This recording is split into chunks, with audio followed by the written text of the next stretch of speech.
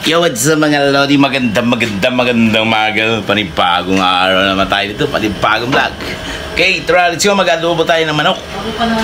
Ito sarili natin version naman pag-adobo mga lodi. Hindi na natin gigisahin to direct to the point na atin lang i-marinate to. Tara, let's go! Lagyan muna natin ng toyo. Diba? Lagyan natin ng suka. Lagyan natin ng laurel. Lagyan natin pamintang buo. Lagyan natin ng oyster sauce. Yun na. Rekta-rekta lang yan. Okay. Lagyan na natin ng bawang. Sunod natin to. Yan.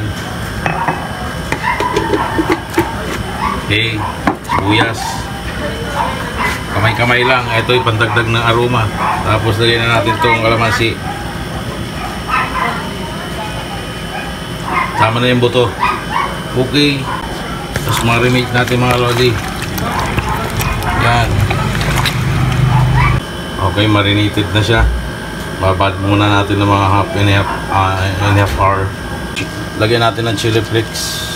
Kalimutan ko lagyan. Yan. Okay na. Ilagay na natin sa ating kawali. Okay. Tapos na tayo mag-marinate.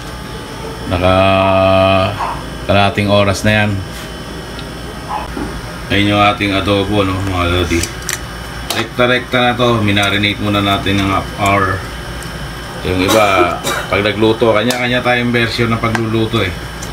Okay. Yung iba nakababad, then ginigisa pa. Ako hindi na, diretso na, wala nang gisa-gisa para less tayo ng mantika. Okay. Yan, takpan muna natin mga lodi, ano, mga isang oras o 2 oras siguro to.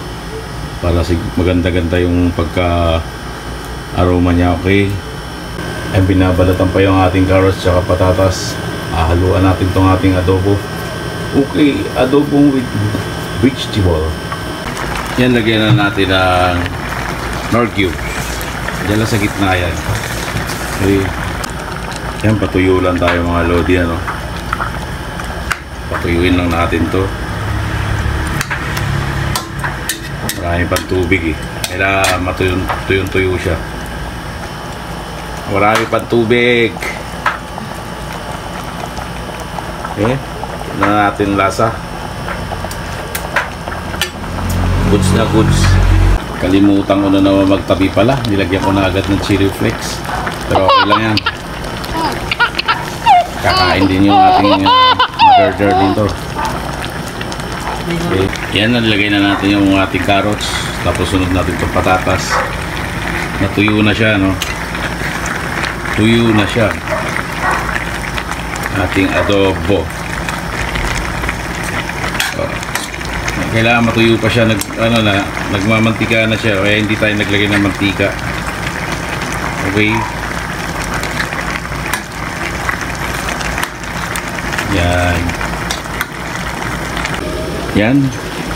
Okay na to. Luto na to mga lodi, ano. Tirahan na lang natin ng konting sabaw-sabaw yung mga bata kasi mahilig. Lalagay natin sa serving plate. Okay. Yan, luto na yung ating chicken marinated adobo. Lagyan natin siya ng onion, toppings. Okay. Ito na. Tara, let's go. Kain na. And hanggang dito na lang ulit mga lodi. Maraming salamat sa mga nakaabot sa dulo ng video natin. At don't forget to subscribe my channel, Journey 29 Vlog.